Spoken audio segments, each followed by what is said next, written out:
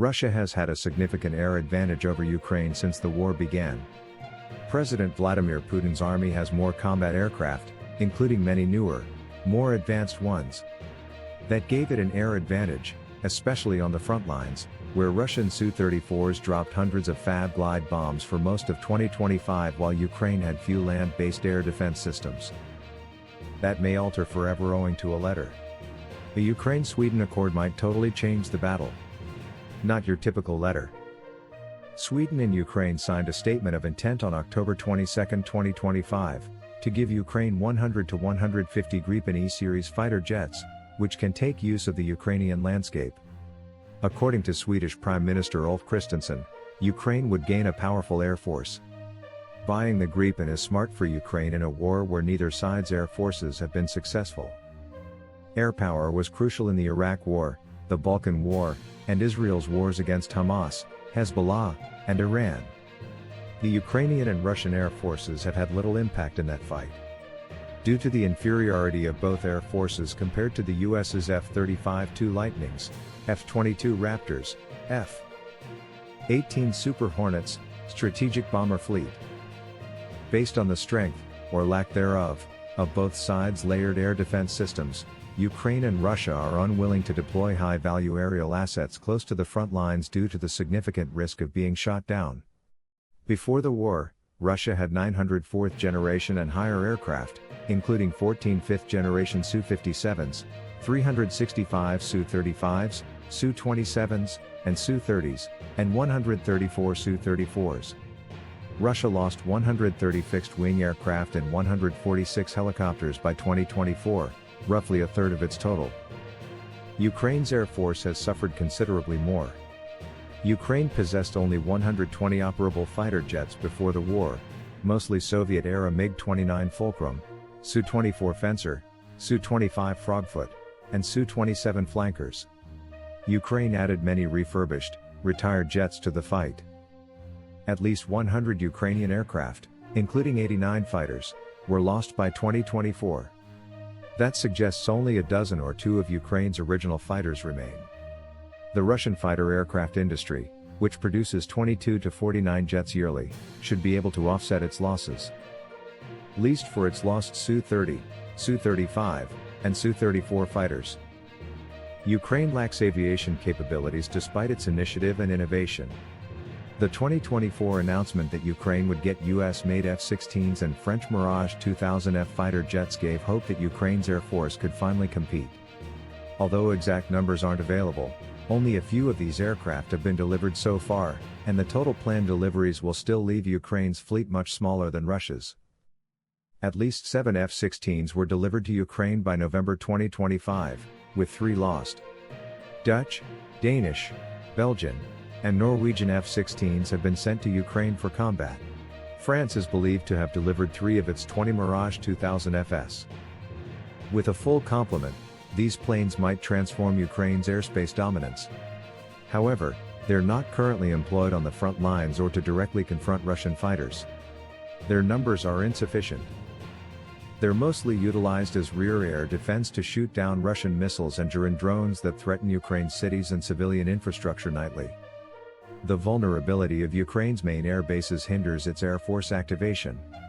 At least 20 Ukrainian air bases are located in Artsy, Chernihiv, Chorkiv, Lutsk, Melitopol, Mirhorod, Nizhyn, Okhturka, Oruch, Ozerny, Pryluki, and international airports Dnipro, Kyiv-Vuliany, Star-Konstantinov, Styrai, and Vielka-Krucha. Ukraine acquired most of its air bases from the Soviet Union, like its Air Force. Despite most of them being upgraded since independence in 1991, the Russians recognize their strengths and weaknesses. Since Russia regularly launches missiles and drones at these locations, they are risky places to station military aircraft. The Ukrainian solution is to spread fighters among its small, underperforming airfields. Ukraine's F-16s and Mirage 200 FS need more care and longer runways than the technically inferior but more robust Soviet versions. Due to its huge engine intake and lightweight landing gear, the F-16 needs clean, well-maintained runways, but its design leaves it subject to FOD. They have no anti-FOD system. and their under-fuselage intakes collect dirt and rocks. Ukrainian brigades fly the F-16 from dispersed airstrips with care, using specially manufactured mobile units with all the support equipment needed to launch and land a sensitive F-16 on a muddy runway. Fear is that Russia's satellites would be high-priority targets if Ukraine upgraded its airfields to use F-16s. Justin Bronk, an air warfare analyst for Britain's Royal United Service Institute, RUSI, said, "You'd have to do a lot of work to get those Ukrainian old Soviet pattern runways clean enough to use an F-16 without foreign object debris damaging the engines. Resurfacing runways and possibly extending them are visible to Russia's satellites and ground sources. Depending on its payload, the F-16 needs a runway between 1,650 and 2,600 feet, limiting its deployment airfields. When using two infrared missiles, the Mirage 2000 needs a minimum takeoff distance of 1,650 feet at sea level, making many Ukrainian airfields unsuitable. It's better for Ukraine's difficult airfields than the F-16 since it can operate from shorter, narrower runways. This is why rebuilding Ukraine's air force with the Swedish Gripen E-series fighter is smart." A long-term military aviation collaboration with the Gripen has another benefit. With the US declaring its retreat from direct military backing for Ukraine, Europe has taken over. European NATO states have pledged to increase defense spending from 2% to 5% of GDP by 2035. As part of that commitment, European nations have indicated that they will take this chance to build national military industries rather than relying on US-supplied armaments as they did in recent decades. Thus, Ukraine should seek long-term partnerships with the defense industries of its direct supporters. Gripen was built for shorter, rougher airfields and to defeat Soviet and Russian aerial warfare, which is why it works so well. Sweden designed the jet in the 1980s to withstand Soviet air base attacks. The planes were designed to fly from highway strips across the country rather than large, well-maintained air bases that would be prime targets for a Russian invasion, as in Ukraine. Ukraine's Soviet MiG-29s were designed to operate on shorter, rougher airfields if necessary. A fully loaded MiG-29 needs only 2,000 feet of runway. As it lands on its strengthened landing gear, doors close and gates open over its gaping air intakes. When flying from a dusty airstrip or road, this mechanism protects the jet's engines from pebbles. Similar anti-FOD systems are standard on Ukraine's Su-24 bombers, Su-25 attack planes, and Su-27 interceptors. Due to its brake-equipped canards, the Gripen only needs a 1,650-foot runway like a Mirage. Although it lacks MiG's anti-FOD doors, its big landing gear keeps it clear of debris and other FOD. That suits Ukraine's scattered, movable airbase system, which it's had to employ in the conflict. Sweden used its BAS-90 system of highway strips, underground fuel depots, and minimal infrastructure to survive Soviet aircraft destroying airbases. Swedish planners imagined mechanics operating from trucks, while Gripens took off from 1,650-foot roads between refilling. While that Cold War battle they planned for never happened, Ukraine may implement the idea. There's more to like about this little, strong fighter than its appropriateness for Ukraine's battle conditions. The Jas-39 Gripen E is a 4++ generation fighter with better stealth and defense. This single-seat, multi-role fighter aircraft can perform air-to-air, air-to-ground, and reconnaissance missions with fast turnaround times and minimal operational costs. All of this capability meets Ukraine's needs. Its single General Electric F414 GE39E turbofan engine produces thrust of approximately 98 kilonewtons, allowing a high thruster-weight ratio and supercruise at speeds over Mach 1 or 775 miles per hour without afterburners. At high altitude, the plane can reach Mach 2, or 1,535 miles per hour. Gripen E has a maximum takeoff weight of 36,375 pounds with a length of little under 50 feet and wingspan of 28.2 feet. Relocating the landing gear to the inner wings increases its internal fuel capacity, giving it a fighting radius of 930 miles. External fuel can expand its ferry range to 2,485 miles. Tanks. Gripen maintenance is supposed to be simpler and faster than the F-16 and Mirage 2000F. The Gripen E can carry 15,800 pounds of firepower with 10 external hardpoints. Ukraine's F-16s carry modern air-to-air and air-to-ground weaponry such as the Meteor Beyond Visual Range missile, which travels at Mach 4 for 3,069 miles per hour and has a 186-mile range, and the AIM-120M ROM and AIM-9 Sidewinder missiles. The Gripen can carry the 27mm Mauser BK-27 revolver cannon and the Mach 3 short-range infrared homing missile Iris-T, which can reach 25 miles. It also supports the AGM-65 Maverick, RBS-15 anti-ship missile, and GBU-12 and GBU-39 guided bombs. Gripen's versatility makes it excellent for Ukraine's air missions, defense, ground assaults, and long-range strikes. Dropping guided bombs might potentially level the playing field. The Leonardo Raven ES-05 ESA radar offers wide coverage and multi-target tracking, and the Skyward G infrared search and track system passively detects stealth or non-emitting targets. A cockpit panoramic display and helmet-mounted display enable fast data fusion from its many sensors to improve pilot situational awareness. The aircraft also has the TILS Tactical Data Link System for real-time information exchange with ally units and command networks, the Erexus Electronic Warfare Suite, and encrypted Link 16 and satellite communication. Ukrainians like the Gripen E's cheap operational cost of $5,800 to $8,500 per flying hour. Thus, it is one of the most affordable modern fighters.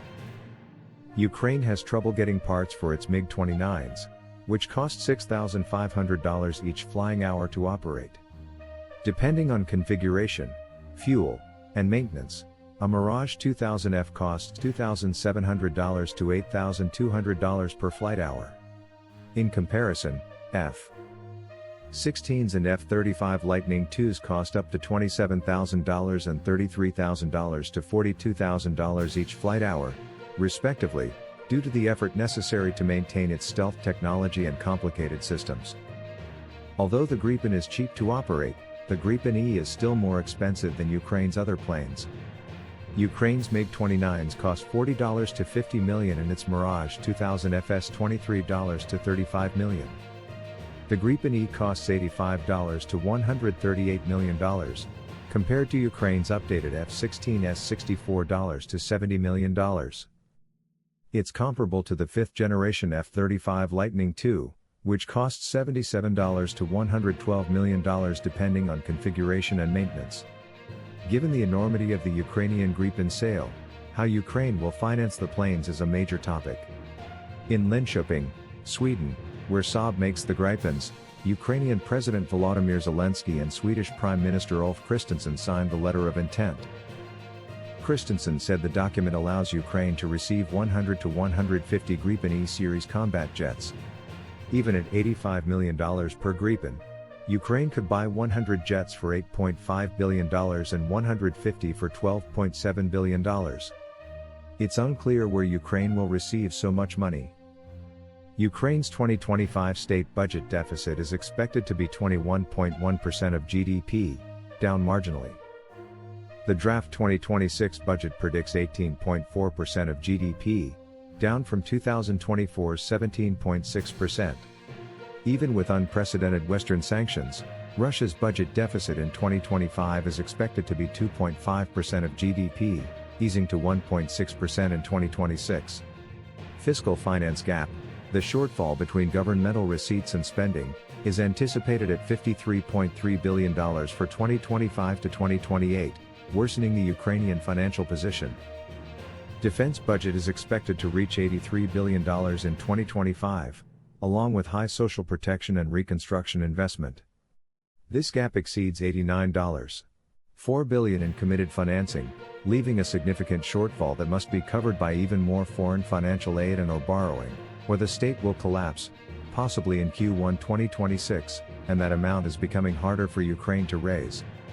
Ukraine needs international aid and loans to fund its pensions, government wages, and defense spending, let alone $12.7 billion for a new air force. Ukraine's credit rating was downgraded to restricted default, RD, by Fitch and selected default, SD, by Sant Global, the two largest global credit agencies, making it harder and more expensive to raise fresh loans to pay off its debts. Ukraine suspended debt servicing and skipped Eurobond and GDP-linked warrant payments in 2024 and 2025, lowering its ratings. Thus, it's unclear who would finance Ukraine billions to acquire planes in this precarious situation. Also unknown is where donations, not loans, will come from in the future. The Economist forecasts that Ukraine will need $390 billion in Western financial aid until 2028 to fight its conflict even without the Gripen sale. All major European economies supporting Ukraine are slowing and running budget deficits. They also face growing public opposition to financing Ukraine instead of domestic spending. The contentious idea to seize Russia's Eurozone assets and hand them to Ukraine is the only way to raise much of this revenue. Moscow has called the action theft and pledged revenge, but other EU nations have rejected it. Belgium's Euroclear clearinghouse holds most of Russia's frozen assets. Belgium argues taking the funds would put it at legal and financial risk and wants the EU to share the penalties. While the EU has resisted, it is probable that a deal will be reached. Who knows if Ukraine will survive the funding crisis, let alone buy a fleet of new Gripens. Ukraine has time for Gripens, thankfully. At the contract signing, Christensen stressed that the paper establishes a framework for a large-scale deal, not immediate deliverables. The first planes might be used in 2026, but the arrangement calls for a 10-15-year rollout. Maybe by then, the war will be over, Ukraine's finances will be stable, and the Gripens can provide the protection Zelensky hopes they would. Stay with us. Subscribe to the channel to stay informed on the story. Thanks for watching.